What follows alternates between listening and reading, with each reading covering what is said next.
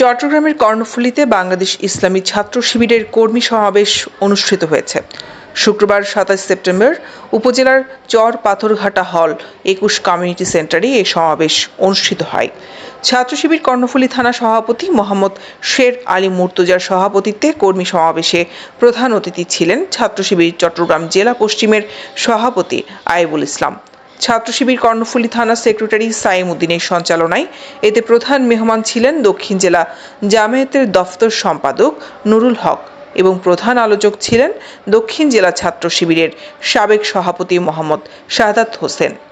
কর্মী সমাবেশে বিশেষ অতিথি ছিলেন দক্ষিণ জেলা জামায়াতের শিক্ষা ও প্রশিক্ষণ বিষয়ক সম্পাদক মাওলানা ইসমাইল হক্কানি, উপজেলা জামায়াতের আমির মাওলানা মনিরুল আফসার চৌধুরী, সেক্রেটারি নুরুদ্দিন জাহাঙ্গীর, সাবেক ছাত্র শিবির জেলা পশ্চিমের সভাপতি আরিফুল ইসলাম আবিদ।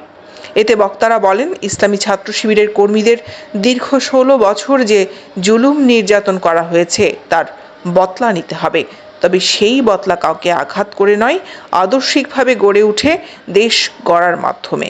ইসলামী ছাত্র শিবিরের কর্মীদের ছাত্র সমাজের কল্যাণে সামনে থেকে সকল কল্যাণকর কাজে নেতৃত্ব দিবে ইনশাল্লাহ। দৈনিক আজাদী নিউজ ডেস্ক।